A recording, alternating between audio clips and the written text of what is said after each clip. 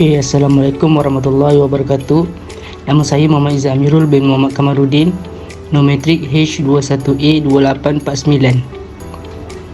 Abstrak, syarikat kami ialah syarikat Mr. Roy perlu merekodkan transaksi dalam perniagaan kami untuk memastikan tiada lebihan dan kesilapan dalam akaun kami. Kami menggunakan jurnal untuk merekod transaksi pertama kami. Namun begitu, terdapat dua jenis jurnal yang boleh digunakan dalam perniagaan, iaitu jurnal am dan jurnal khusus. Selain itu, kami juga menggunakan ledger dalam akaun kami untuk mengetahui baki setiap akaun pada akhir suatu tempoh dan mengimbangi akaun seperti mencari perbezaan antara jumlah debit dan jumlah kredit dalam akaun. Selain itu, ledger juga boleh menutup akaun hasil dan perbelanjaan dengan memindahkannya ke akaun dagangan atau akaun untung rugi.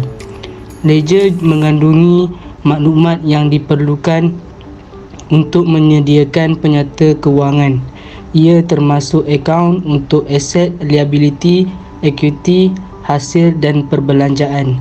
Dalam imbangan duga, syarikat kami menggunakan kerana ia mempunyai senarai semua akaun ledger am yang terkandung dalam ledger perniagaan. Pengenalan.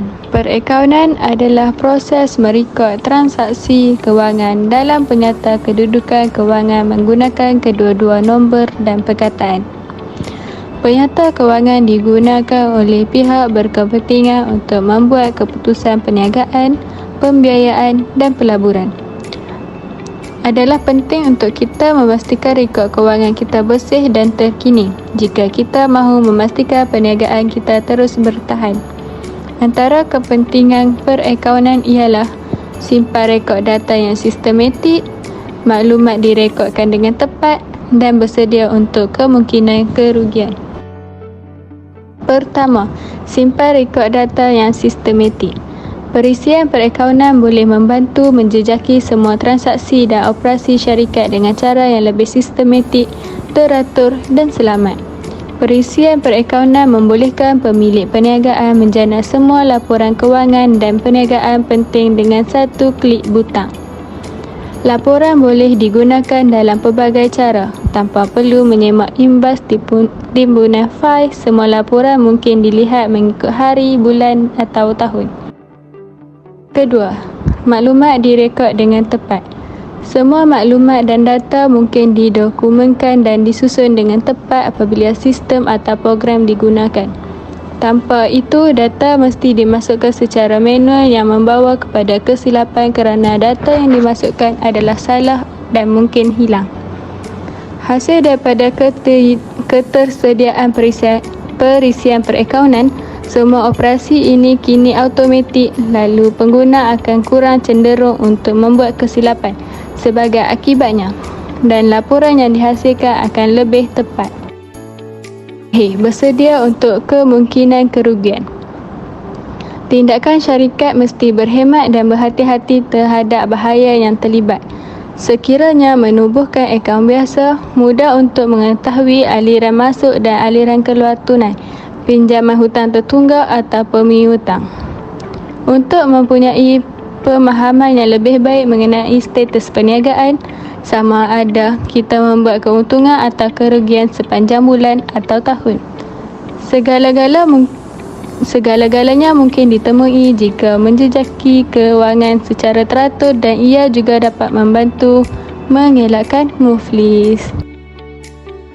Ini merupakan study case 3 yang diberikan kepada kumpulan kami.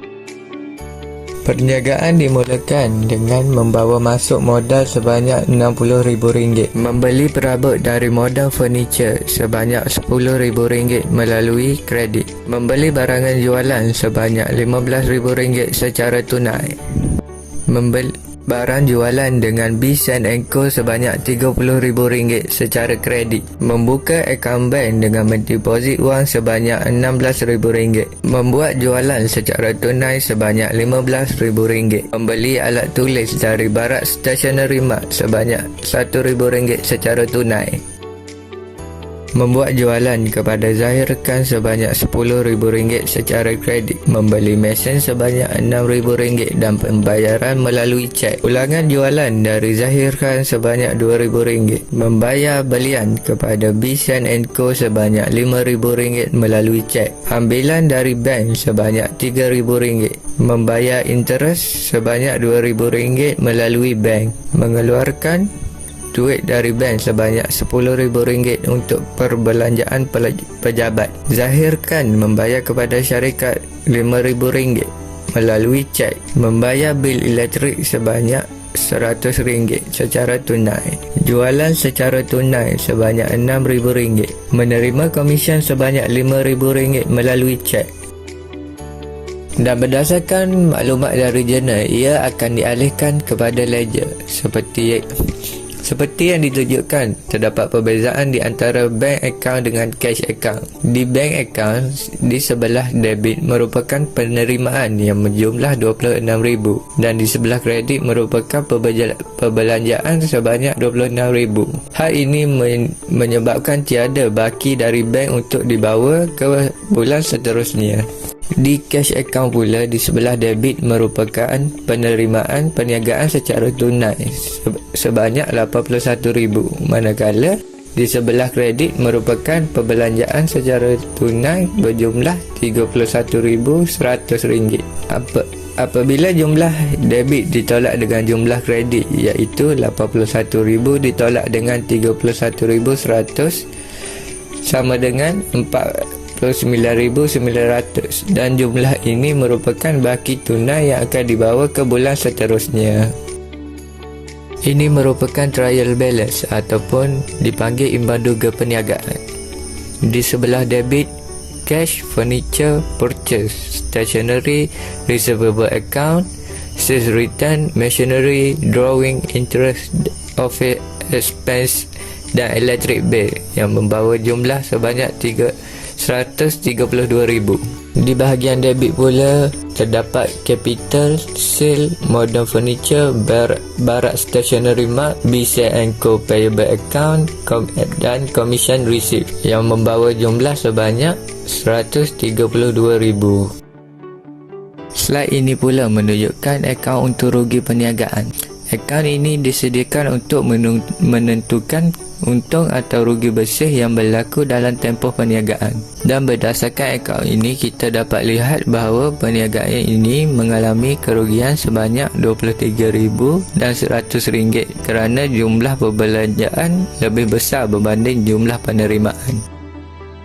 Ini pula balance sheet atau imbangan duga perniagaan. Imbangan duga ini ialah baki-baki dari akaun, jurnal, ledger dan akaun untuk rugi. Pada imbangan duga ini terdapat dua aset, iaitu aset semasa dengan aset bukan semasa. Kedua-dua aset ini harus ditambah bagi menentukan jumlah aset perniagaan. Jumlah aset ini harus ditolak dengan liability semasa bagi mencari modal kerja.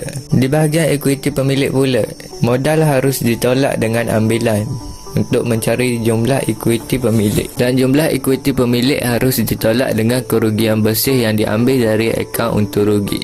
Bagi memastikan imbangan duga ini betul, kita mestilah memastikan jumlah modal kerja dengan jumlah equity pemilik yang ditolak dengan rugi bersih itu sama. Assalamualaikum dan salam sejahtera. Nama saya Nur Atika binti Rusmin. Hari ini saya ingin menerangkan tentang kegunaan penyata untung dan rugi. Penyata untung dan rugi atau dikenali sebagai penyata pendapatan adalah dokumen yang melaporkan perbelanjaan dan pendapatan syarikat dalam tempoh masa tertentu. Penyata ini menunjukkan status keuangan sesebuah syarikat. Kegunaan penyata untung dan rugi yang pertama, pemilik perniagaan dapat mengenal pasti kedudukan keuangan perniagaan dengan lebih tepat. Seterusnya, pemilik perniagaan juga dapat mengetahui keuntungan bersih atau kerugian bersih syarikat. Selain itu, penyata untung dan rugi ini juga dapat membantu pemilik perniagaan mengetahui risiko dan aliran masuk tunai dengan merekodkan senarai pendapatan dan perbelanjaan. Akhir sekali, kegunaan penyata untung dan rugi juga dapat mengelakkan penyelewengan wang dalam syarikat. Seterusnya adalah kegunaan penyata kunci kira-kira. Penyata kunci kira-kira adalah penyata yang penting digunakan untuk mengetahui kesehatan keuangan semasa perniagaan. Kunci kira-kira adalah penyata keuangan syarikat yang merangkumi aset, liability, model equity, jumlah hutang, dan lain-lain pada masa tertentu. Kegunaan penyata kunci kira-kira yang pertama adalah untuk menganalisis kecairan syarikat. Kecairan keuangan merujuk betapa mudahnya aset boleh ditukar menjadi uang tunai. Seterusnya, penyata kunci kira-kira sangat penting untuk membantu mendapatkan loan dari mana-mana pihak.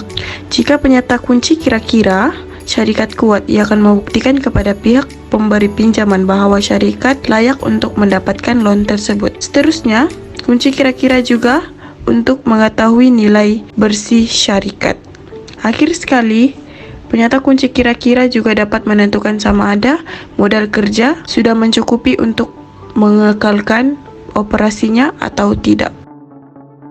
In conclusion, we can know what is accounting. Accounting is the process of recording financial transaction pertaining to a business. The process include recording, classifying, summarizing, reporting business transaction, and also interpreting their effect on the affairs of the company.